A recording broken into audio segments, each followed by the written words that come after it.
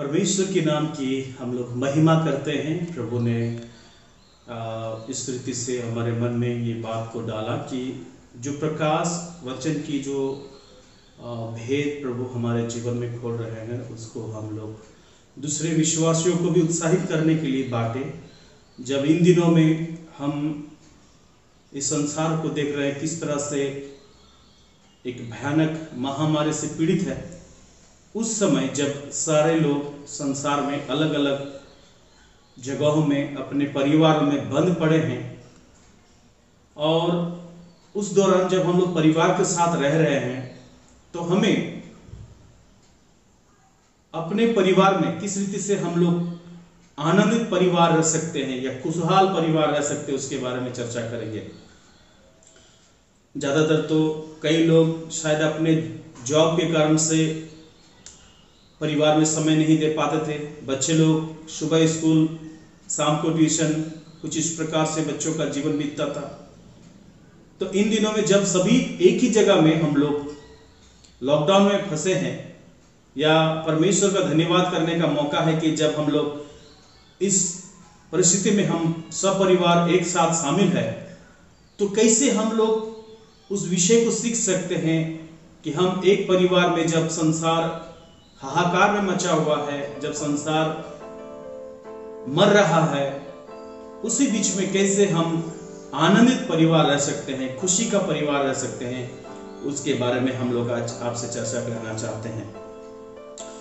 तो मैं सबसे पहले आपसे जिक्र करना चाहता हूं एक परिवार के बारे में जिसके बारे में परमेश्वर ने इस प्रकार की गवाही दी, और उस परिवार के बारे में हम लोग बहुत बाइबल में चर्चा सुनते हैं। वो है अब्राहम का परिवार। उस व्यक्ति के जीवन से परमेश्वर की किस प्रकार की गवाही है उसको हम पढ़ेंगे। उत्पत्ति उसका 18 अध्याय, और हम लोग पढ़ेंगे उसका 19 आयत। 18 अध्याय और 19 आयत। उत्पत्ति उसका 18 अध्याय और 19 आयत। इस प्रकार लिखा हुआ है, क्योंकि मैं जानता हूं कि वह अपने पुत्रों को और परिवार को जो उसके पीछे रह जाएंगे आज्ञा देगा कि वे यहोवा के मार्ग में अटल बना रहे और धर्म और न्याय करते रहे, इसलिए कि जो कुछ यहोवा ने इब्राहिम के विषय में कहा है उसे पूरा करे।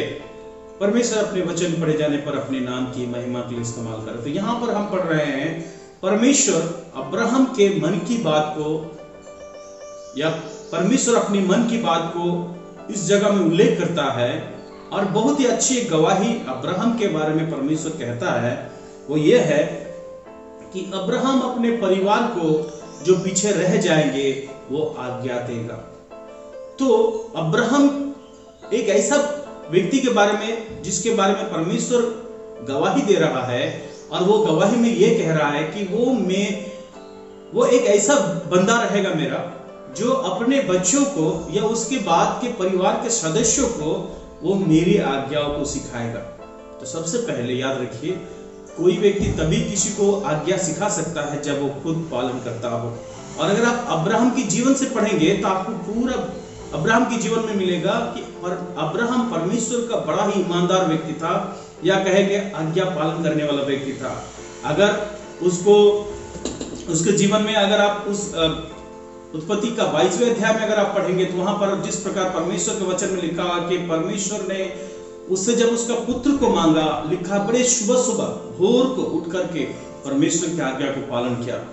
जो बताना चाहते हैं कि एक बहुत ही अच्छी परमेश्वर की गवाही है एक व्यक्ति विशेष के लिए कि वो अपने बच्चों को या अपने परिवार के सदस्यों को आज्ञा देगा या परमेश्वर की बातों की जानकारी पहुंचाएगी। मेरे प्यारों, जब आज हम घर में हैं तो क्या हम हमारे परमेश्वर की बातों को चर्चा कर रहे हैं? क्या हम अपने बच्चों को परमेश्वर की बातों की ज्ञान दे रहे हैं? परमेश्वर की बातों की जो सच्चाई है, परमेश्वर जो धार्मिक है, परमेश्वर जो प्रेमी है, परमेश्वर जो न्यायी है, क्या हम इन सारी बातों को अपने बच्चों के साथ कर रहे हैं, अपने परिवार के लोगों के साथ कर रहे हैं? अगर नहीं कर रहे हैं तो यहाँ पर हमें अब्राहम यही सिखाता है, और परमेश्वर जिसकी गवाही देता है कि वो अपने परिवार के लोगों को सिखाएगा। तो आइए हम भी परिवार के लोगों को परमेश्वर के आज्ञा पालन करना सिखाए। आगे हम तभी कर सकते हैं। मैं जो बात बताना चाहता हूँ, ये तभी संभव है जब हम परमेश्वर को अपने घर में रहने देंगे, या परमेश्वर को हम अपने घर में बुलाएंगे, या परमेश्वर को न्योता देंगे।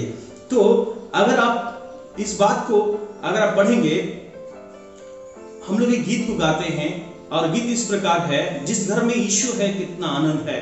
तो प्यारो, यीशु को घर में रखना ये बहुत ही बड़ा जरूरी बात है। कनान की शादी में अगर आप पढ़ेंगे, काना नगर की उस शादी में जहां पर उस परिवार में विवाह के भोज में प्रभु यीशु मसीह और उसके शिष्य लोगों को न्योते गए थे, या उनको बुलावा दिया गया था। और आपको पता है कि उस विवाह के परिवार में क्या हुआ, द्राक्षरस घट गया। और इस बात को लेकर के उस परिवार में, उस मुखिया के जीवन में, उस विवाह के घर में एक बड़ा हलचल चल रहा था। ये बातें सारे लोग नहीं जानते थे, परंतु जो घर के जो मुखिया थे, घर के जो गार्जियन थे, उनको पता था। और हम वहां पर पढ़ते हैं कि प्रभु यीशु मसीह पहला चमत्कार काम उस परिवार में करते हैं जहां पर वो न्योते गए थे। मेरे प्यारो, जो चीज मैं आपको बताना चाहता हूं वो ये है कि जब हम परमेश्वर को अपने घर में न्योता देंगे, अगर हमारे जीवन में कोई भी परेशानी, कोई भी समस्या, कोई भी दुख आए, याद रखिए प्रभु के साथ है तो उसका समाधान भी प्रभु अद्भुत रूप से निकालेगा। वहां पर और एक बात को देखते हैं कि दास लोगों का जो आज्ञाकारिता, जो दास लोगों को रखा गया था, जिनको प्रभु यीशु मसीह ने आदेश दिया, आज तक शायद उन दासों ने कभी भी उन मटकों में लबालब पानी कभी नहीं भरा। अगर आप यूहन्ना सुसमाचार उसका 2 अध्याय में आप पढ़ेंगे तो वहां पर लिखा हुआ है, जैसे ही प्रभु यीशु मसीह ने उनको आदेश दिया कि आप उन मटकों में जिसमें द्राक्षरस रखा हुआ था, खत्म हो चुका है, उसमें आप पानी भर दो, उसमें आप पानी भर दो।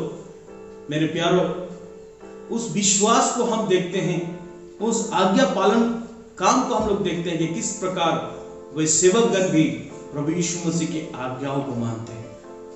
तो अब्राहम से हमने सीखा कि वो अपने परिवार के लोगों को आज्ञा देगा। एक अच्छा मुखिया के बारे में हम लोग पढ़ते हैं, और विवाह के भोज में भी हम देखते हैं एक अच्छा मुखिया जो प्रभु यीशु मसीह अपने घर में न्योता दिया और ऐसे दासों को नियुक्त किया जो आज्ञा पालन करता हो। और आगे अगर हम आगे पढ़ेंगे, मत्ती सुसमाचार उसका 18 अध्याय और 20 आयत में वहां पर लिखा है, जहां 2 या 3 जन मेरे नाम से इकट्ठे होते हैं, प्रभु यीशु मसीह वहां रहता है। मेरे भाइयों और बहनों, जहां हम आज्ञा पालन की बात करते हैं, बहुत ज्यादा संख्या में ना हो हमारे परिवार में लोग, हो सकता है हम 2 जन हो, 3 जन हो, 5 जन हो, या हमारे परिवार में भरा पूरा परिवार हो, हर जगह में प्रभु यीशु मसीह है और हमें हर जगह में प्रभु यीशु मसीह को आदर देना है।